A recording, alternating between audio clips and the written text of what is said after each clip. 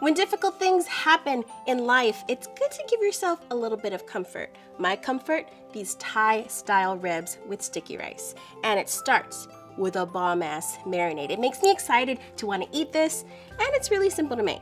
First, I'm gonna make a paste in my bok, that's a mortar and pestle. And I like to start with cilantro. You just need the stems. Cilantro for me is very uplifting. The moment I smell it, puts me in a good mood. What else puts me in a good mood? Garlic, a shit ton of it. And then for a nice peppery bite, a whole lot of black pepper. I also have some coriander powder here. Adds that really nice floral flavor, and have at it. I like to use this time to focus my energy on just pounding away. I'm trying not to think of anything. So it's kind of like bok meditation. All of my feelings into this bok. When I was in my mid-20s, my parents retired and decided to move back to Asia, and I was miserable because I had no other family near me, and it felt like they took half of my heart with them. I only get to see them once or twice a year, so when I'm missing them, it's their food that I turn to when I need comfort. That looks cool. Now for the rest of the marinade. In this bowl, I'm gonna add coconut milk. It adds a beautiful flavor. Soy sauce. I also have another form of soy sauce, black soy sauce. It's really just fermented soy sauce with molasses. So it's a little bit sweet, a touch bitter, a little salty. Now the secret to making really tender meat is by adding cornstarch. It kind of velvets the meat. It makes it fall apart in your mouth. Give that a whisk. In goes the paste. And smell. I've got some palm sugar here.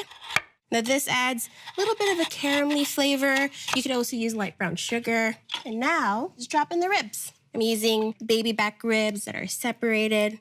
Make sure everything gets coated. I'm gonna cover this up and let it marinate in the fridge. You could do it for a couple hours, but I highly recommend doing it overnight. Meanwhile, I'm gonna work on my sticky rice. All right. Now I'm rinsing off this glutinous rice because it's super starchy. You just rinse it a few times until it runs clear. And then you leave it to soak in water for about an hour.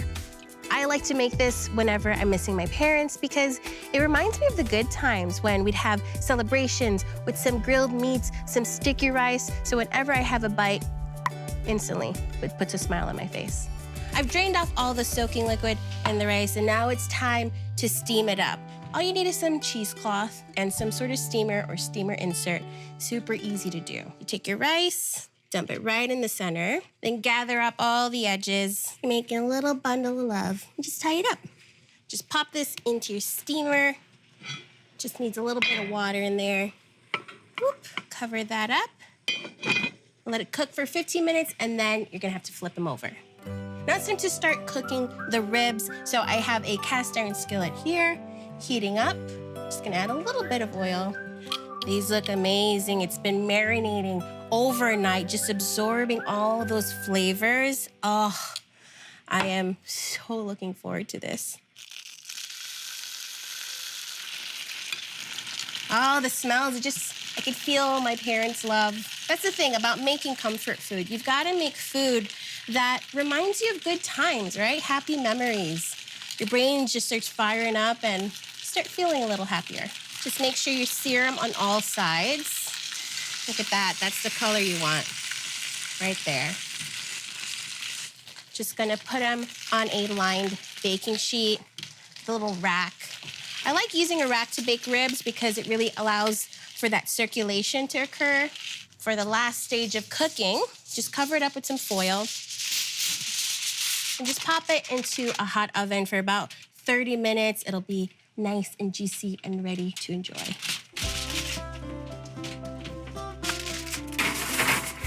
Now's a good time to check on that rice. It should feel a little firmer, like the grains are getting stuck together, sticky rice. I just wanna flip it over to make sure the other side gets nice and cooked. All right, pop the lid back on and let that steam for 10 minutes. Come and check the stickiness again, and that'll be done. While all of that is cooking, I'm gonna make my sauce. Now, this is not your regular rib sauce. This is some Thai sauce that will do that inside of you. It'll just liven you up with some freshness and zestiness. Super yummy. I've got a shallot here. Lots of cilantro. For me, the sauce is super chunky. I love it that way. It's like a Thai pico de gallo. Nice zesty limes. For that umami saltiness, I got some fish sauce. I like it nice and spicy, so I've got Thai dried chili flakes. It's ground up. Next, for a little bit of crunch and toasty nuttiness, some glutinous rice powder. Now to balance all of that together, some sugar. Mixy, mixy. Let's check on these ribs.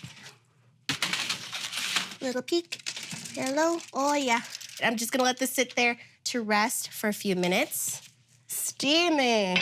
Yeah, that's already feeling sticky. Flip it back over very carefully. Let's check out this rice. Oh, yeah, that is perfect. If you're not serving this right away, I highly recommend just covering it up with a towel. Let's see the ribs. All right. Oh, I cannot wait to sink my teeth into them. Here's how I like to get down. So I grab a little bit of sticky rice. I don't eat this meal with any utensils. Grab a rib, and I just put a little bit of sauce, just like that.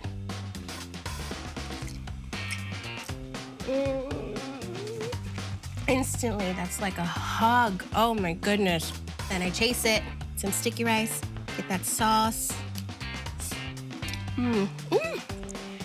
The flavors from the ribs. I got that pepperiness, garlic, sweet thing going on with the zesty, spicy sauce, and that sticky rice just sops it all up. It's a great experience in my mouth, and it kind of warms me up, fires me up from the inside. This just reminds me that everything's gonna be okay.